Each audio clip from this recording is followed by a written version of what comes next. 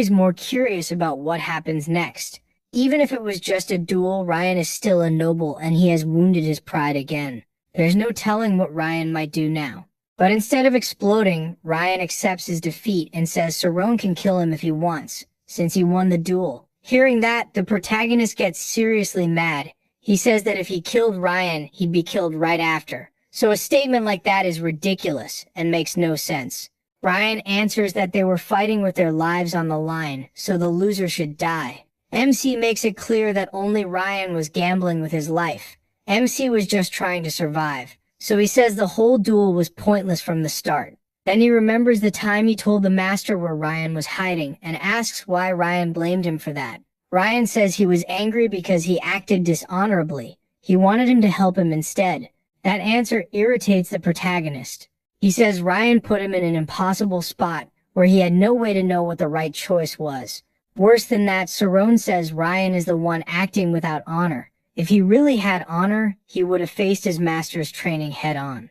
After saying that, MC suddenly realizes how close he came to dying. Seeing him in that state, Ryan finds it strange, because after all, that cold warrior-like bravery is suddenly gone, and Ryan now sees a helpless, tearful kid instead. Even so, he realizes Shirone really is a genius. Unlike his brother Rai, he doesn't mock him after winning. He fought with everything he had and faced him head on. So Ryan asks his name, and the boy introduces himself as the protagonist, Aryan. Ryan then gives his full name. That makes MC realize something important. Nobles don't share their full names with just anyone. Ryan holds out his hand to him. Then he asks if they can be friends from now on. After a full year of work, Shirone gets praised for how well he's doing. As for the 850 history books he planned to read, he only has 200 left. Since he's finishing about 3 books a day, the protagonist feels like he's finally getting close to the foundation of knowledge he always wanted. On top of that, he's also been training in swordsmanship. Through that training, MC slowly starts to understand the true nature of fear. Because of that, he improves how long he can keep his spirit zone active. Looking at everything he's learned so far, he feels sure that one day he'll reach his real goal, even if the beginning is moving slowly. Still, the best thing he gained on this journey was a friend. That friend is Ryan, who's shocked by how many books are in the library. Shirone explains that the Patriarch and the second young master come here often, so the library naturally has a huge collection. Hearing that, Ryan gets jealous and says being smart must be awesome. After spending more time with him, he realizes Ryan is actually kind and has a lot of good qualities. He also figures Ryan acts so reckless because he's the youngest son. For example, he throws books on the floor. The protagonist quickly tells him not to do that again, or he'll be the one in trouble. Ryan brushes it off, saying nobody would punish Shirone over a book. He even promises to protect him no matter what, even if the whole library burned down. So there's nothing to worry about. MC says it would still be safer if Ryan just didn't do things like that. Then he changes the subject and asks about his training. Ryan says he only did the basics, then told his master he'd spend the rest of the time studying in the library. He can tell he's mostly just stalling instead of actually studying. Ryan admits studying is boring and puts him to sleep. The protagonist reminds him that studying is exactly why he came here, so he should at least do what he came for. Ryan then asks if he really has to read that many books to become a mage. Shirone says yes. In fact, he feels behind, since he had no access to books before he started working for the family. But now he's already read a huge number of history books, and he's learned a lot because of it. Ryan is amazed by how fast MC reads. Even though they're the same age, the MC seems way more mature than him. At one point, he starts reading a book. The author is trying to figure out who would win in a fight between a mage and a swordsman. While Shirone reads, Ryan cuts in complaining that the book is boring. That immediately annoys the protagonist. He was actually enjoying it. Ryan argues that a book with no pictures and no swordsmanship can't be fun, but MC tells him he should read it before judging it. Then he keeps going. Just then, Ryan walks over and says the swordsman would obviously win that matchup. Ryan asks his brother how he can be so sure. He gets nervous. He has no idea how much Ryan overheard, and talking so casually with a young master could easily cause trouble. Ryan asks again why Ryan is so certain a swordsman would beat a mage, guessing he's only praising swordsmen because he is one. Ryan says the answer is simple. They just need to look at how mages and swordsmen are ranked across the continent. Ryan argues that rankings don't decide what happens in an actual fight, and that makes Ryan turn to Shirone directly. That only makes the protagonist even more tense and uncomfortable. Still, he forces himself to answer. MC says that if a mage and a swordsman are at the same level, the swordsman would struggle once the mage brings him into a spirit zone. Ryan corrects him and says the mage would still lose. He brings up an artifact called the armor set of the 5 gods. According to him, that item is also known as anti-magic and can interfere with a mage's spirit zone. The explanation goes on to say that fighting a mage inside that zone is like trying to escape sharks in the open sea. But if you can disturb the water, you can throw off the shark, in this case the mage. And that's what the anti-magic artifact is for. If the mage's enemy is wearing that armor, the mage can't affect them even with a spirit zone active. Ryan adds that anti-magic is a rare power made by mana flowing through a dragon heart, which makes the armor insanely expensive. Each piece costs as much as an entire kingdom's yearly budget. Hearing that, Ryan says mages are still stronger, since almost nobody could ever afford armor like that.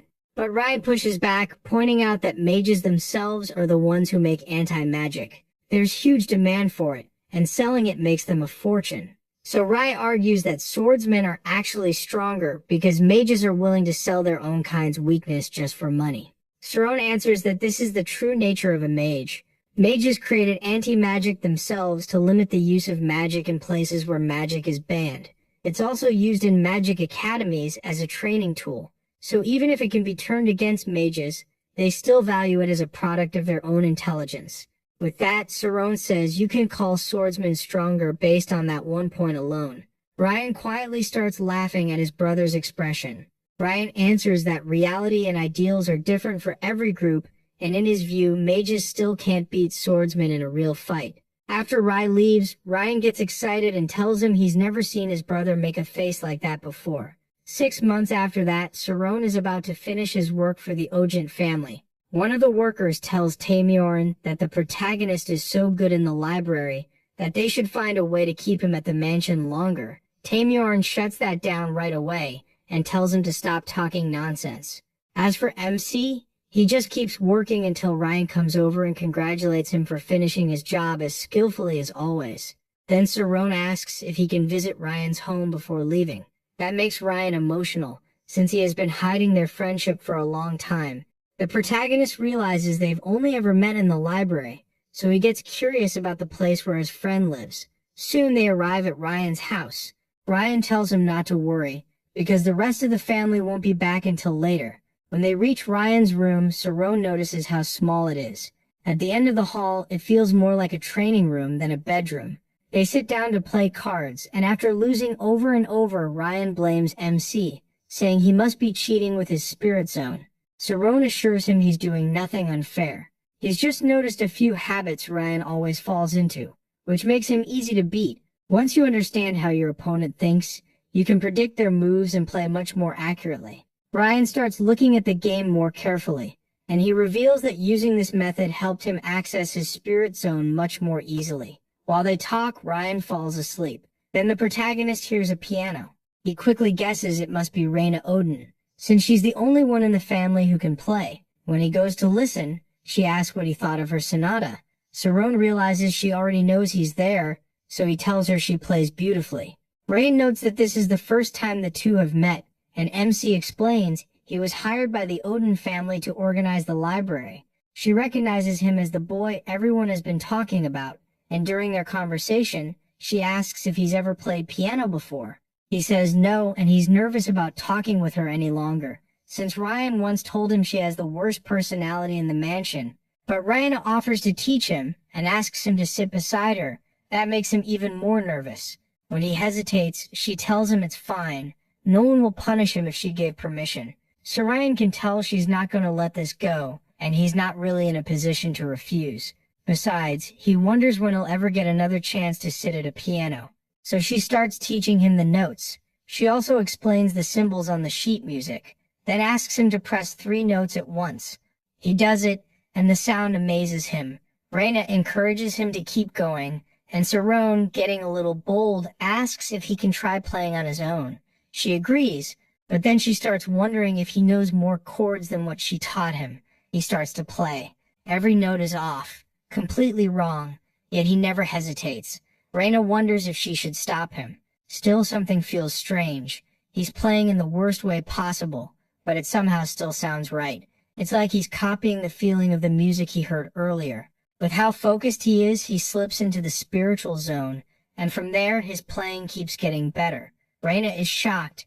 She can't really call it a proper performance, but he clearly understands the basics of chords. She starts wondering why a kid this talented and this handsome is working as a butler. Meanwhile, Shirone snaps out of it and gets embarrassed for getting carried away. Then someone bursts in, yelling for her to keep it down, and both of them jump. Rain storms in, asking why she has to be so loud if she's home, and then freezes when he sees the protagonist there. His sister asks if they already know each other, and Shirone immediately gets nervous that their friendship is about to be exposed. But Reina casually says MC is his friend, and he blurts out, asking what he's saying. Reina tells him not to worry. He says this witch may have an awful personality, but she doesn't care about stuff like that. The protagonist can't make sense of that at all, and as he questions it, Reina finally learns his name. She tells him not to worry if Reina says they're friends. That's enough for her. She adds that he may be a little pathetic, but he takes responsibility for what he says. Then she asks what he was thinking about while playing, since she's curious. Rain is stunned to find out Shirone was the one playing. He thought his sister had just gone crazy. In MC's mind, 16 years of logic start falling apart. He can't understand how she could be fine with a commoner being friends with her brother, and he asks Ran why he lied about her. His sister seems like a great person. Ran warns him not to be fooled. There's no telling when she might swallow him whole. Reina apologizes for her brother being immature and says she's happy he finally made a friend. Shirone answers that he's actually the one who owes Rain, and that makes her start calling him cute. He shoots back that if she thinks he's so cute, then why doesn't she just keep him and make him part of the family? She asks if Rain is really that close to the protagonist, close enough to let his older sister have him.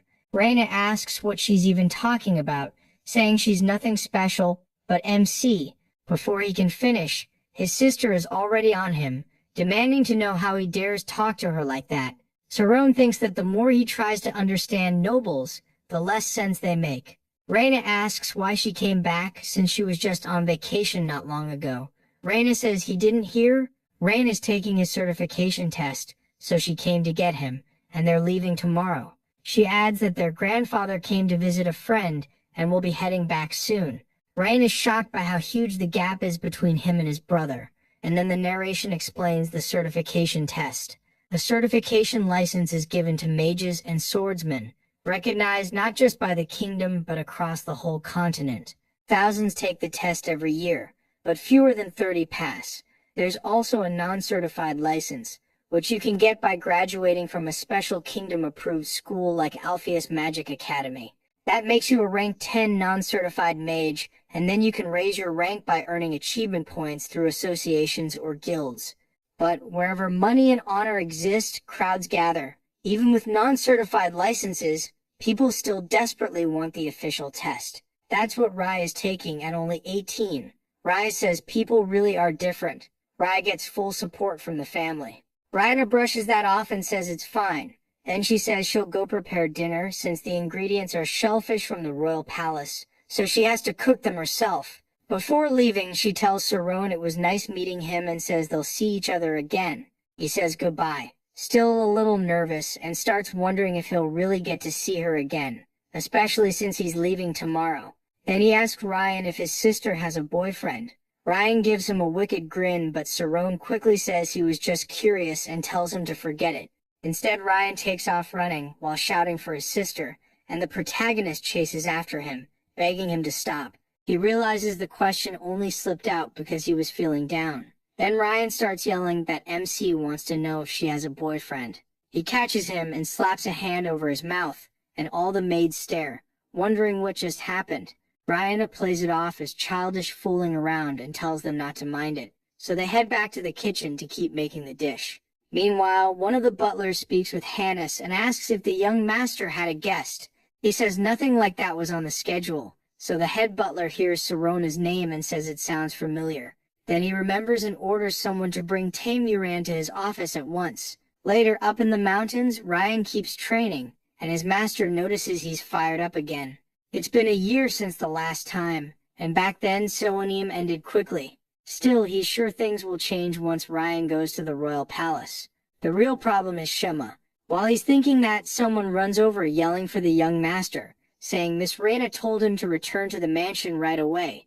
Ryan asks what it's about and says if it's about his brother, he doesn't care, so just tell her that. But the messenger says it's not. Ryan has said the temporary butler Shirone is in danger and could die, so Ryan is left wondering why. He thought the protagonist was going home today, and the messenger explains that head butler Louis sent a report to the family. He doesn't know all the details, but Ryan said it had to do with Ryan's relationship with MC. Ryan tells his master he's going to see his father. When the master asks what's wrong, Ryan says the butler named him as his friend, and it looks like his father found out. He insists his father will forgive it if he explains things, and says he'll come back to training later. But his master tells him he can't go, and the boy asks why. His master just stands there, blocking him. Meanwhile, back at the mansion, everyone is gathered around Shirone, who is kneeling in front of them. The family head declares that the protagonist will be executed. At once, whispers spread about the boy. Even if he's a commoner, they say he should have known there are lines he must never cross. The mood among the family leaders turns cold. Then Reyna asks her father to wait, because she has something to say. He asks what more there is to discuss, because the document from the head butler already includes reports from several staff members describing how boldly that boy treated Ryan. He says MC has no reason to complain since he read the contract details, then asks if the boy has anything else to say. MC asks if he may ask one question. If he really is the young master's friend, what will happen to Ryan? That question shocks everyone. They're outraged that he still doesn't understand the situation. He should be begging for his life. The patriarch asks how he dares say such a thing, and calls him exactly as foolish as a commoner should be. He asks if he really thinks anything would happen to a noble just for associating with someone like him. At that, he actually laughs and says it's true.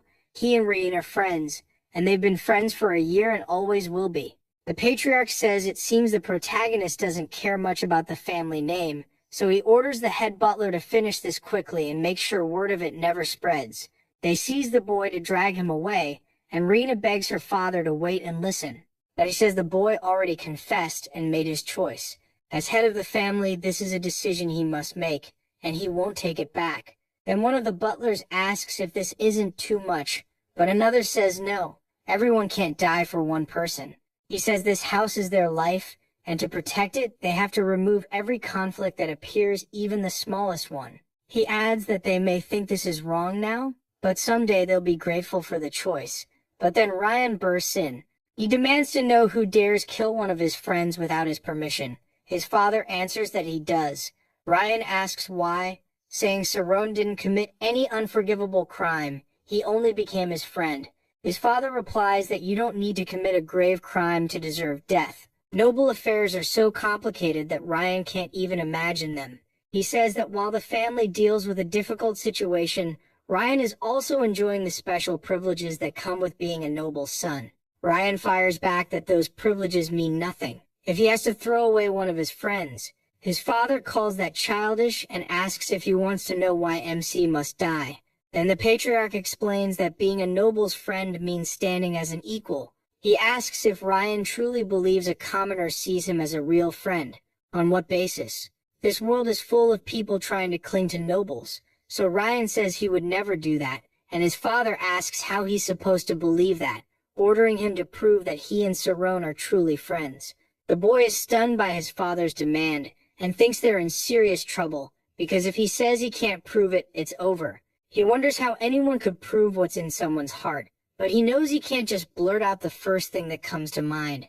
For a second, he thinks that if Shirone were here, he'd have no problem beating his father, and that thought makes him stop. He notices that same sharp gaze again, the one that takes everything in, just like during their duel. That reminds him of what Shirone once said, sometimes when you stop focusing on tiny details you get the best result. He told him not to fixate on an enemy's little traits, but to look at the whole person. Only then can you see what they really want. So he starts doing exactly that, trying to see the man in front of him, his father as a whole. This is a second-class noble, head of the Ogun family, with a perfect pedigree and an official rank 4 knight title. In that moment, Ryan realizes this isn't a fight between father and son, it's a sword duel. Ryan then remembers what happened 30 minutes earlier, when he was arguing with his teacher because his friend could die and the man was blocking his way. His master recognized the boy from the library, but to him, that boy was still just a commoner. Ryan felt crushed. He never knew his teacher thought like that. After all, he was the one who said that if you could talk while crossing swords with someone, that person could become your friend. But then the master asked what mattered most to a noble. Shouldn't nobles remove anything that threatens their family's place? He told Ryan to think about how his friend must feel, living as someone valued less than a fly. After becoming friends with him, the protagonist probably wouldn't even think this could be solved with words alone. Ryan asks how he's supposed to stand by and do nothing, when he was the one who asked the protagonist to be his friend. He says he doesn't want to be a coward. His master sees that the boy is determined, honest, innocent, and passionate, but says that's still not enough to become a great swordsman. Even so, he tells Ryan he has high hopes for him and will be cheering for his future. Then he tells the boy to take the sword in his hand. He says Ryan can bring that sword home with him, but if he's not ready for what that means, he shouldn't take even one more step. Ryan stares back and says he'll never forget this favor. His master tells him to remember this too. Abandoning a friend is the same as abandoning part of yourself. Back in the present, Ryan thinks of this as a sword fight with his life on the line, then suddenly snaps into a grin saying his father almost fell for it. He says he doesn't need to prove they're friends. He knows they are. His own existence as Shirone's friend is proof enough. His father grits his teeth, saying that makes no sense, and that this isn't some simple clash between parent and child. Even now, he says, the honor of countless nobles is being dragged through the dirt, and if ruining one life can stop the family from falling, he'd even execute his own daughter. Ryan answers that if leaving the family is what it takes to protect his friend, then he'll do it gladly. His father tells him to raise his sword. If that boy is really his friend, then he has to risk his life right there. Ryan actually draws his blade. The patriarch asks if he's really pointing a sword at his own father, but Ryan says the sword isn't aimed at him, it's only a sign of his faith. The patriarch asks how someone like Ryan could even have friends when he couldn't get along with other nobles. Maybe, he says, it's because he can't reach their level. Maybe he's just keeping someone worse than himself nearby so he can feel better. Ryan fires back that his father is wrong this time. Shirone is better than him, and he wants to help him rise even higher. The patriarch asks if MC is the one who filled his son's head with the idea that a commoner and a noble could be friends. He says he didn't, but before he can explain, Ryan cuts in and tells him to stay quiet. He'll protect him. But the protagonist calls his name. He says Ryan doesn't have to carry everything alone, and he'll take responsibility for what he should. From the moment he wanted to be Ryan's friend, he had a feeling he'd end up at a crossroads like this, one where he'd have to choose between his life and his best friend. Even if that choice means dying here, he says he doesn't regret becoming Ryan's friend. Ryan says that's exactly the point. No matter who criticizes them, they'll still be friends. He thinks that maybe they're immature, but they're still people with real feelings. A true friend doesn't turn their back on you, and everyone has someone like that, or wishes they did. The head butler starts getting angry. Then their grandfather appears above them on the balcony, smiling. He says he never expected to see a show like this at his age, and adds that being young really is a blessing. Raina immediately feels relieved that her grandfather is here, while the patriarch looks drained and says Raina told him he'd still be away for a few more days. The old man says he came back early because his friend ran off with a young maid. Shirone then recognizes him, the general of Torma, a third-rank swordsman and Rayan's grandfather. The old man says this place is noisy as ever, and he's introduced as Klump Agunt, the elder head of the family. The patriarch says that only makes things worse, because the family's image has already fallen apart. But Klump tells him not to rush. He's been watching everything from behind the scenes, and it's obvious everyone here has something to say. So before deciding whether the family has lost face or not, they should hear everyone out. The first to speak is the eldest granddaughter, Raina. She says that even though she only met Shirone yesterday, she could tell he was smart and talented. She adds that Shirone fulfilled every part of his contract and was supposed to leave the house today. Given the situation, it's hard to claim he got close to Ryan with some evil plan, so she doesn't believe his actions damaged the family's reputation. Their grandfather says he understands and moves on to the second grandson. Ryan simply says he doesn't like that kid. The patriarch immediately thinks he can count on Ray, but the boy says this matter has nothing to do with him. The patriarch asks what he means. Ryan says that's exactly his point. He still doesn't like the boy, but who Ryan chooses as a friend isn't his business. He just wants this settled, so he can go to the royal palace. Ryan is surprised by his attitude. Clump says that's why there's no place like home. To finish, he calls up the person who has watched Shirone the longest, the vice butler. When Tamurin takes his seat, the head butler starts signaling toward the family head. Tamurin understands the message. It means he should be careful, because butlers aren't there to give opinions. They're there to carry out the will of the family head. Even so, Tamurin says Shirone did the work he was given, and did it perfectly. He also points out that the boy finished 6 months early. That answer clearly bothers the head butler. Clump then asks whether he knew the two were friends, and Tamurin says he knew MC often spent time with the young master, but he didn't know they were friends. In his view, MC isn't childish at all. Someone immature could never have organized those 10,000 books. At that, everyone can feel the mood shift. Now the only person still trying to punish Shirone is his father. But then the grandfather says he can't accept it either. Everyone is shocked. Yet Clump explains that while he understands they see each other as friends, it ends here. If this relationship continues, rumors will spread, and political enemies might steal that weakness and use it against them. After all, everyone in this family holds an important place in the kingdom. He mentions Rai's upcoming certification test and says too many families depend on them for him to ignore that. Then he tells Shirone that if he's a smart child, he should understand.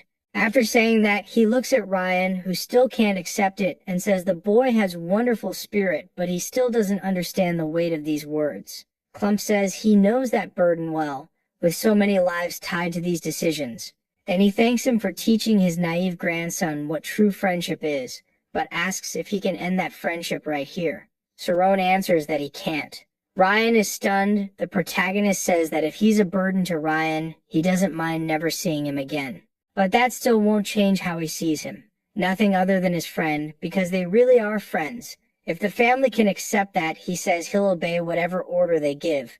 Ryan starts trembling and admits he's ashamed. Part of him had honestly felt relieved just knowing MC wouldn't die. But Shirone already understood that abandoning a friend means abandoning yourself. Ryan realizes he knew that too, and it was never something to bargain over in the first place. So he raises his sword and declares through it. His sister can tell Ryan is about to say something crazy. She doesn't know what it is, but she tries to stop him. Instead, the boy drives his sword into the floor, drops to one knee, and declares that he, Ryan Ogent, the third son of the Ogent family, will become Shirone's sword from this moment on. Right away, his father tries to shut it down. He snaps at the boy, calling him an idiot. Then they explain why this vow matters so much. The Knights of Out go all the way back to the founding of Tormia. In that age of chaos, nations kept fighting over land until Atulfo I united them into one kingdom. But Tormia still had to face strong countries around it, so instead of wiping out the defeated rulers, they were allowed to keep governing their own lands. That became the Kingdom of Out. In return, they swore to be the one sword their master could trust, and they were given noble status. That oath became the root of Out's nobility itself, so going against it would be an insult beyond measure. With that done, Ryan happily asks what everyone thinks, because now there's no taking it back. Everyone is left stunned by how reckless he is, including him.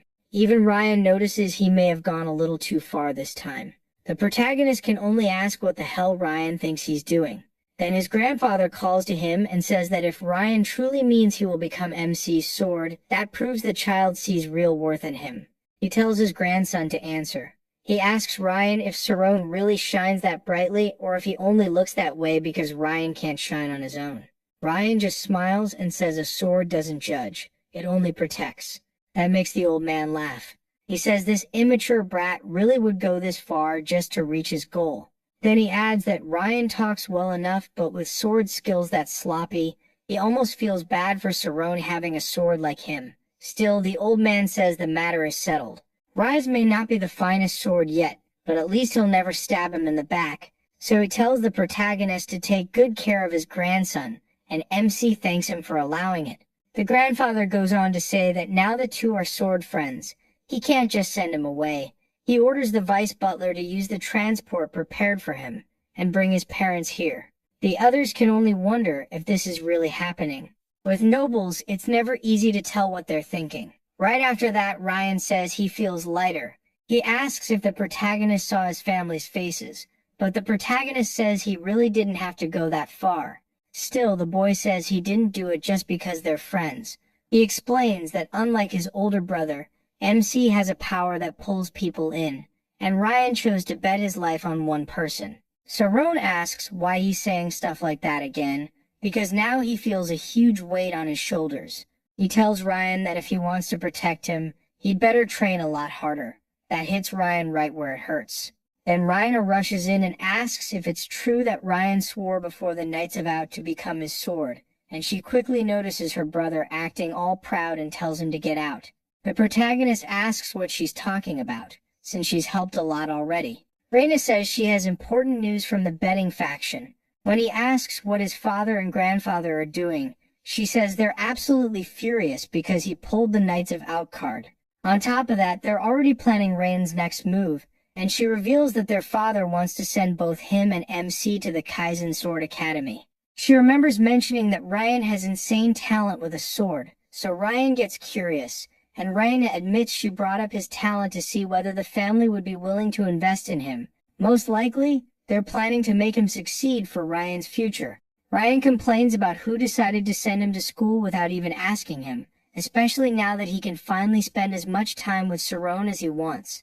While talking with Raina, he explains that he used spiritual zone synesthesia to read Ryan's movements and beat him more easily. Raina says that was smart and figures the protagonist could only pull it off because the density of his spiritual zone is very high. MC gets embarrassed by the praise, and the two of them agree he's never getting a girlfriend if he keeps acting like this.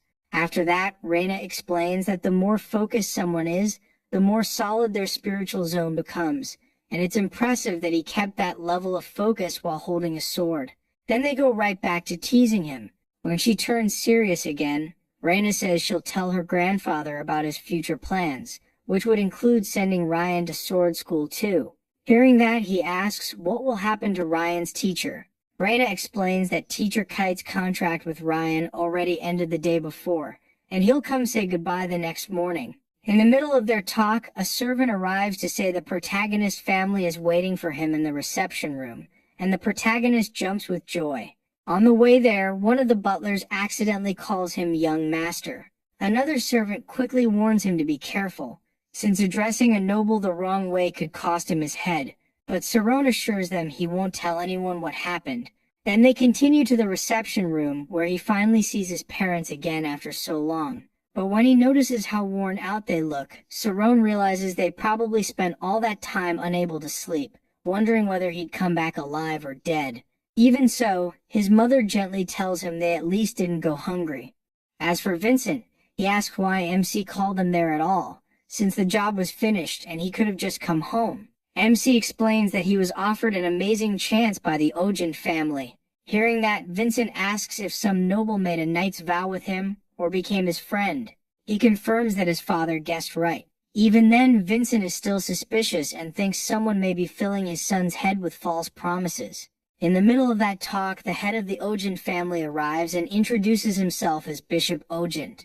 Ryan introduces himself as the protagonist's sword, and Raina says she's heard a lot about the protagonist's parents from the protagonist himself. Once it becomes clear Shirone hasn't explained anything to his parents yet, the nobles decide to bring them to a banquet. During the meeting, Vincent makes it clear he doesn't really understand this knight's oath, but he finds it hard to believe nobles would show this much kindness to the son of a simple woodcutter. So he chooses to clear things up and tells them he's still having trouble believing they made an agreement with his son. Then Bishop says it is a bit unpleasant in some ways, but he's doing it to protect Rian's pride. Because of that, they will support Shirone on his new path. Getting straight to the point, Bishop tells Vincent that MC can already use the spiritual zone. That's a skill people rarely gain through hard work alone. It also takes real talent. Bishop adds that he wants to become a mage, and to help him get an unofficial mage license as fast as possible, he has decided to send him to Alpheus Magic Academy, one of the 5 most respected magic schools in the kingdom. He says school isn't strictly required to become a mage, but without that background, Shirone could be looked down on as someone without status. That's why Bishop recommends academy training, and Alpheus is his choice because it matches the Ojin family standards.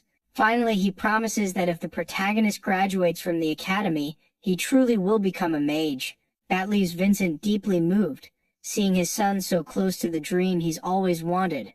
But Bishop says there's still one problem left: MC's identity. Magic academies are exclusive and only take nobles, so Ojin explains that he would have to become someone's adopted son. That's the only way he can enter the academy. The noble makes it clear this would only exist on paper. He has no intention of stealing their son. Even so, Vincent realizes chances like this are rare, but if he accepts, it would feel like handing his son over to a stranger. He looks at Shirone and wonders what choice the boy will make. Then the protagonist rejects the idea without hesitation, and says Vincent will always be his father. Reina tries to explain again that this would only make them father and son on paper, and his real parents would still be his parents. The noble joins in and says MC is being offered the privilege of becoming a noble, something not everyone gets, but he makes it clear he'd rather live as a commoner than trade away his parents. He even says he's willing to give up both the academy and his dream of becoming a mage. The noble can't understand him, and says that to succeed people have to give some things up. Since Shirone can't do that, the noble starts to think his dream must not mean that much. The protagonist answers that maybe the dream itself doesn't matter as much. What does matter is that he only got this far because his parents stood by him.